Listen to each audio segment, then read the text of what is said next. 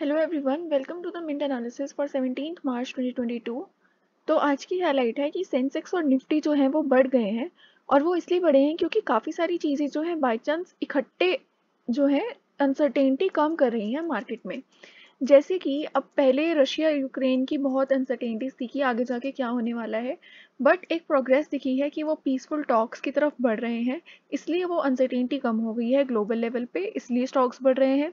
दूसरी चीज़ ये कि जो क्रूड ऑयल की सप्लाई थी, अब उसमें डिसरप्शन कम होगी, तो इसलिए तो जो क्रूड ऑयल प्राइसेस थे वो भी कम हो गए हैं। उसकी वजह से भी जो है इन्वेस्टर्स के सेंटिमेंट्स अच्छे हैं। तीसरा क्या है कि जो चाइनीज़ टेक स्टॉक्स थे उनकी रिकवरी हो रही है। ये तीसरा रीज़न है कि दोबारा ये ग्लोबल जो ये सेंसेक्स और निफ्टी हैं वो राइज कर रहे हैं। अब ये जो चाइनीज़ टेक स्टॉक्स की बात आई है वो ये है कि जैसे लास्ट ईयर से लेके अभी तक गवर्नमेंट काफ़ी ज़्यादा स्क्रूटिनी करती थी कि कहीं टेक स्टॉक्स कुछ गलत तो नहीं कर रहे, और उन्होंने काफ़ी सारे ऐसे कंपनीज थी जिनको आईपीओ आने से पहले या आईपीओ आने के बाद जो है बोल दिया कि ये रूल्स को कंप्लाई नहीं कर रहे हैं, और इनको ऊपर काफ़ी सारे हेवी फाइन्स डाल दिए। बट अब एक पॉजिटिव सिग्नल आया है कि ये जो टेक स्टॉक्स हैं इनको जो है बूस्ट मिलेगा चाइना की तरफ से। तो इसलिए ये एक अच्छी खबर बन जाती है, और इसकी वजह से भी जो है सेंसेक्स और निफ्टी ऊपर होते हुए दिखाई दे रहे हैं। इसके अलावा एक और चीज़ थी कि 15 मार्च को जो है एक मीटिंग हेल्ड होनी थी, तो वो अब हो चुकी है। तो उसकी वजह से भी अनसर्टेनिटी ख़त्म हो गई है, उनको जो डिसीजन लेना था वो ऑलरेडी आ चुका है। और जो एक इफ़ेक्ट होता है कि जब यूएस ने अनाउंस किया था कि वो इंटरेस्ट रेट बढ़ाएंगे, तो हमारी इकोनॉमी गिरी थी। मतलब इकोनॉमी नहीं गिरी थी, जो प्राइजेस थे वो गिरे थे। तो अब वो ऑलरेडी क्योंकि मीटिंग हो चुकी है तो वो भी अनसर्टेनिटी कम हो चुकी है, इसलिए भी जो सेंटिमेंट है वो अच्छे हो रहे हैं। और इसलिए जो है हमें सेंसेक्स और निफ्टी दोनों ही आज अप होते हुए जाते दिखाई दिए, जिसमें कि सेंसेक्स आप देख सकते हो 2.09% अप है, और निफ्टी 50 भी जो है वो 2.01% अप है। तो ये तो थी सारी बातें। और जो ब्रेंट क्रूड का जो प्राइस है पहले का करीब $130 अ बैरल था, और जो वो अब है $100। तो इसकी वजह से जो कंज्यूमर्स के ऊपर इफ़ेक्ट पड़ने वाला है वो भी एक पॉजिटिव इफ़ेक्ट है, उनके ऊपर ज़्यादा प्रेशर नहीं पड़ेगा। तो ये सारी अच्छी चीज़ें कंपाइल होके जो है इन्वेस्टर्स के सेंटिमेंट को बूस्ट कर गई, और इसकी वजह से सेंसेक्स और निफ्टी दोनों जो हैं वो अप हो गए हैं। Next is Amazon अक्यूजेज RIL future of collision. तो अमेजोन ने अक्यूज़ किया है RIL को कि उन्होंने गलत तरीके से जो है फ्यूचर के स्टोर्स को हड़प लिया है या फिर अपने कंट्रोल में ले लिया है। तो हुआ क्या था कि फ्यूचर ने काफ़ी सारे जो हैं अपने स्टोर्स को RIL को दे दिया था, और ये कहा था, RIL ने ये कहा था कि ठीक है, आपने सब लीज के लिए सबलीज के तरीके से अपने फ्यूचर मतलब वो भी जो भी स्टोर्स हैं उनको आप ऑपरेट कर सकते हो, लेकिन अगर आपने डिफ़ॉल्ट कर दिया तो ये सारी चीज़ें इंक्लूडिंग जो उसके अंदर जो भी आपने रखा हुआ है, स्टॉक रखा हुआ है, कमोडिटीज़ अपनी जो भी रखी है, वो सारी हमारी हो जाएंगी। तो अब फ्यूचर ने जो है डिफ़ॉल्ट कर दिया, और अब वो सारे स्टोर्स जो हैं अराउंड 950 रिटेल स्टोर्स वो RIL के पास है। तो इसकी की वजह से जो अमेज़ॉन है उन्होंने कहा कि ये सही नहीं हुआ है, ये गलत तरीके से फ़ायदा उठाया गया है, और काफ़ी विकेट तरीके से इन्होंने अपने अंडर लिए हैं ये सारे एसेट्स। तो अब कोर्ट ने ये कहा है कि ये जो मैटर है ये दोबारा सुना जाएगा 23 मार्च को। तो ये थी इनकी news. Next is virus supplies breaks on construction. तो एक सर्टेन टारगेट सेट किया गया था कि 14,600 किलोमीटर्स ऑफ हाईवेज जो हैं वो बिल्ड करी जाएंगी इन 2021 टू 2022। बट अब काफ़ी सारी रिस्ट्रिक्शंस की वजह से, जैसे कि अप्रैल जून के पीरियड में जो है कोविड काफ़ी हाई पीक पे चला गया था, तो उसकी वजह से वहाँ पे वो काम नहीं कर पाए। और बाद में भी जो है मॉनसून सीज़न एक्सटेंड हो गया, उसकी वजह से भी वो काम नहीं कर पाए। तो ये जो प्रोजेक्ट है, कंस्ट्रक्शन प्रोजेक्ट, ये कंप्लीट नहीं हुआ। तो इसके रीजंस बताए गए हैं। Next is airline face the heat as jet fuel price rises. तो एवरी फोर्टनाइट जो है ये प्राइजेस जो हैं रिवाइज होते हैं, और हर स्टेट में अलग अलग प्राइस आते हैं क्योंकि उनके ऊपर अलग अलग परसेंटेज ऑफ वैट लगाया जाता है। तो अब क्या हो रहा है कि एयरलाइंस को थोड़ी सी राहत मिली थी जब कोविड रिस्ट्रिक्शंस हट गई थी, बट ये जो फ्यूल प्राइसेस हैं, जेट फ्यूल प्राइसेस, ये 30 to 40% ऑफ ऑपरेटिंग कॉस्ट होती है किसी भी एयरलाइन की।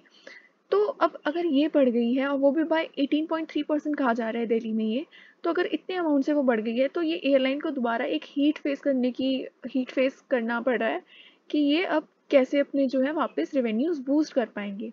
तो ये प्रॉब्लम एयरलाइंस में आ रही है। Next important news is EdTech a big draw for teachers despite easing Covid situation. तो कोविड सिचुएशन तो ईज हो गई है, बट ये जो टीचर्स हैं जो ऑनलाइन पढ़ाते हैं वो अभी भी अट्रैक्टिव हैं इन टीचर्स के लिए, क्योंकि वो बहुत इजीली वहाँ पे हायर हो सकते हैं, वो घर पे बैठे पढ़ा सकते हैं। तो ये जो एक सेगमेंट है ये बहुत ज़्यादा अटेंशन जो है ले रहा है of professional teachers. Next is EU hikes tariffs on India stainless steel makers citing unfair subsidies.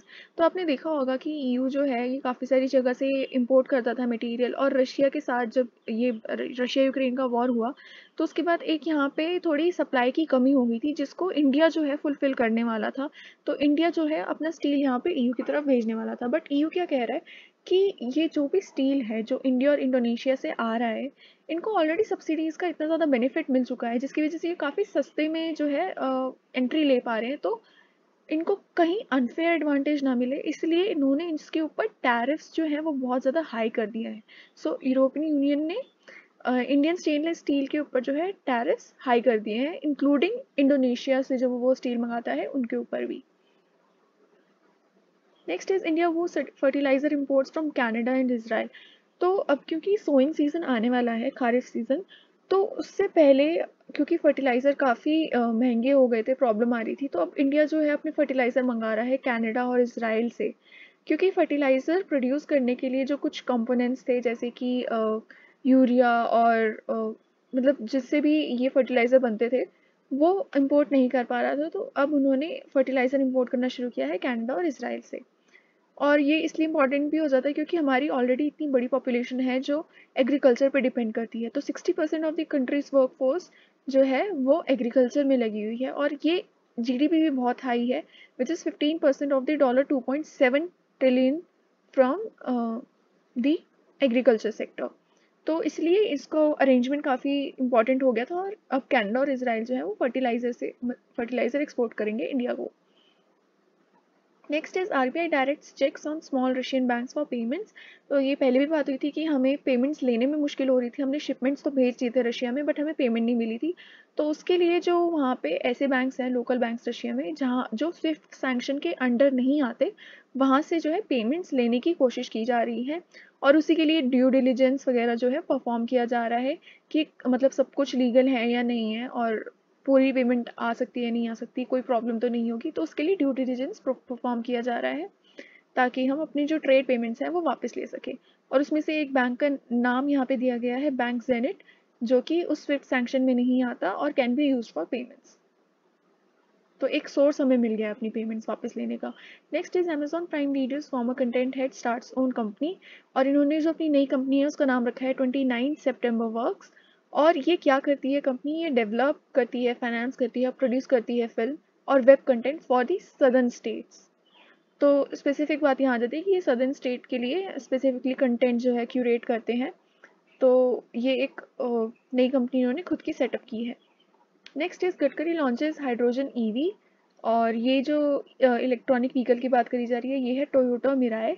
तो ऐसे आने वाले टाइम में आपको बहुत सारी इलेक्ट्रिक व्हीकल जो है वो देखने को मिलती रहेंगी, क्योंकि अब सारे के सारे जो, अगर आपने देखा हो लास्ट की कुछ न्यूज़ में, काफ़ी सारे फंड्स ऐसे क्रिएट हो गए हैं जो स्पेसिफिकली ईवी में इन्वेस्ट कर रहे हैं, और काफ़ी सारी कंपनीज ऐसी हैं जिन्होंने स्पेसिफिकली अपना ब्रांड ही एक ब्रांड निकाल दिया है स्पेशली इलेक्ट्रिक व्हीकल के लिए। तो अब इलेक्ट्रिक व्हीकल जो है काफ़ी ज़्यादा अट्रैक्शन मिल रही है इसको from the suppliers as well as from the demand side. तो लोग भी काफ़ी ज़्यादा ईवी जो है खरीद रहे हैं, और ये एक न्यू जो लॉन्च है आपने आज देखा वो है Toyota Mirai. Next is lease renewables key to office demand pickup. तो यहाँ पे ये बात कर रहे हैं कि जैसे जैसे धीरे धीरे इकोनॉमी खुल रही है, ऑफिस खुल रहे हैं, तो जो वैकेंसीज थी ना अभी तक काफ़ी ज़्यादा लो चल रही थी हर जगह। तो हाई चल रही थी वैकेंसी रेट। तो वैकेंसी मतलब जैसे एक होता है ऑक्यूपेंसी रेट, एक होता है वैकेंसी रेट। तो अगर तुम्हारा ऑक्यूपेंसी रेट हाई है इसका मतलब वैकेंसी रेट कम है, वैकेंसी रेट हाई है मतलब ऑक्यूपेंसी रेट कम है। तो ऑब्वियसली कोविड में जो था, ऑक्यूपेंसी जो है मतलब जो लोग ऑक्यूपाई कर रहे थे स्पेस को वो काफ़ी कम थी, वैकेंसी हाई थी। तो अब आप यहाँ पे देख सकते हैं कि Q4 में जो वैकेंसी लेवल है वो 17.2 पे है अभी इस वक्त। तो अब ये धीरे-धीरे देखा जा रहा है कि ये कम होता हुआ नज़र आएगा, जिसे आप देख सकते हो ये क्वार्टर 3 में हाईएस्ट था, अभी 17.2 हो गया है। तो ऐसे ही एक रिकवरी जो है वो एक्सपेक्ट की जा रही है कि रिकवर होगा और वैकेंसी रेट्स कम हो जाएँगे आने वाले टाइम में। और इसमें कुछ सेक्टर मेंशन है, जैसे कि आईटी कंपनीज़ ही हैं अभी तक जो लायंस शेयर यानी कि जो मेजर शेयर है उन्होंने लीज़ किया हुआ है। इसमें यहाँ पे कुछ फिगर्स दी हुई हैं कि एक क्या होता है कि तुम किसी भी कहीं पे भी अपना स्पेस जो है लीज़ करना चाहते हो, तो तुम इकट्ठे 5 साल के लिए या 4 साल के लिए, तो लॉन्ग टर्म के लिए जो है आप अपनी लीज़ कर देते हो। और फिर जब वो एक बार लीज़ ख़त्म हो जाती है, एक्सपायर हो जाती है, तो आपको रिन्यू करवानी पड़ती है। तो यहाँ पे फिगर्स दी गई हैं कि कितनी लीजेस हैं जो यहाँ पे एक्सपायर हो रही हैं और उसमें से कितनी जो है वो ऑलरेडी रिन्यू हो चुकी हैं। तो जैसे यहाँ पे दे रखा है कि एक रीट है जिसके पास 1.9 million of square feet space था, एक्सपायर होने वाला था फिजिकल ईयर 2022 में, बट उसका सिर्फ 0.5 जो है वो रिन्यू हुआ है। ऐसे ही दूसरी रीट में 2.5 में से 1.1 जो है वो रिलीज हो गया है। तो ये बताया जा रहा है कि ये जो रिलीज हुआ है ये ज़्यादातर आईटी कंपनीज कर रही हैं, जैसे कि एसेंचर एंड डब्ल्यूएनएस। तो टॉप क्लाइंट्स अभी भी सिर्फ मेजर ग्लोबल आईटी कंपनीज हैं, पर आने वाले टाइम में जो स्टार्टअप है वो भी एक डिमांड ड्राइवर बन जाएगा। उनकी वजह से भी ये जो ऑक्यूपेंसी रेट है ये बढ़ जाएगी, यानी कि जो वैकेंसी रेट है वो कम हो जाएगी आने वाले टाइम में। तो अगर आप ये 17.2 देख रहे हो, जो कि अभी आप हम कह रहे हैं कि आईटी सेक्टर से आ रहा है, तो आने वाले टाइम में ये और कम हो जाएगा वैकेंसी रेट, क्योंकि जो स्टार्टअप्स हैं वो भी ऑक्यूपाई करना शुरू कर देंगे इस स्पेस को। Next is oil prices decline on hopes of cease fire. जैसे कि हमने पहले देखा कि पीसफुल टॉक्स जो हैं वो स्टार्ट होने वाली है रशिया यूक्रेन के बारे में के बीच में, इसलिए जो है ऑयल प्राइसेस वो नीचे जा रहे हैं। China stocks rebound strongly as state council was support. तो ये मैंने आपको बता दिया था कि चाइना ने कहा है कि वो स्टॉक मार्केट को स्टेबल रखने की कोशिश करेंगे और सपोर्ट देंगे, जिसकी वजह से जो है उनके स्टॉक्स जो है वो रिबाउंड कर हो गए हैं, यानी कि वापस ऊपर आ गए हैं। तो जैसे कि अभी तक आप कंपनीज देख रहे थे, टेंसेंट और अलीबाबा ग्रुप, इनके ऊपर इतने हैवी फाइन्स लगाए गए थे। तो अभी ये सोच रहे हैं कि मतलब ये सेंटीमेंट है कि शायद अभी फाइन्स वगैरह लगने जो हैं वो कम हो जाएंगे, और इसकी वजह से आप देख रहे हो कि अलीबाबा और टेंसेंट जो हैं ये गेन कर चुके हैं मोर देन 23%, और ये बिगेस्ट गेन है after the financial crisis of 2008। तो इसलिए एक काफ़ी अच्छा सेंटीमेंट बना हुआ है, ग्लोबल सेंटीमेंट बना हुआ है इस वक्त। Next is centre to stay engaged with firms that made auto PLI cut. तो इसमें ये है कि ये बताया जा रहा है कि जो 90 कंपनीज हैं उन्होंने अप्लाई किया है टू मैन्युफैक्चर ऑटो कंपोनेंट्स। तो उसके लिए जो जैसे प्रोडक्शन लिंक्ड इंसेंटिव जो है गवर्नमेंट प्रोवाइड करती है, तो उसके लिए काफ़ी सारी कंपनीज है जिन्होंने इसके लिए अप्लाई किया है। और ये जो पीएलआई स्कीम है इन्होंने अट्रैक्ट किया है अराउंड ₹74,000 करोड़ ऑफ इन्वेस्टमेंट, यानी कि ये सक्सेसफुली लोगों को अट्रैक्ट कर पाई और उनको मोटिवेट कर पाई ऑटो पार्ट्स जो है मैन्युफैक्चर करने के लिए। तो आज के न्यूज़पेपर में मेन न्यूज़ यही है। इसके अलावा बस एक स्टारबक्स सीईओ जो केविन जॉनसन थे वो स्टेप डाउन कर रहे हैं, और उस टाइम तक जब तक ये नई सीईओ नहीं ढूंढ लेते, तो जो फाउंडर हैं वही इंटरिम चीफ जो है वो बन के रहेंगे स्टारबक्स के। तो आज के न्यूज़पेपर में बहुत कम हाइलाइट्स थी, और अगर आपको ये पीडीएफ चाहिए तो आप मेरा टेलीग्राम ग्रुप ज्वाइन कर सकते हैं, लिंक जो है वो आपको डिस्क्रिप्शन में मिल जाएगा। Have a good day, thank you.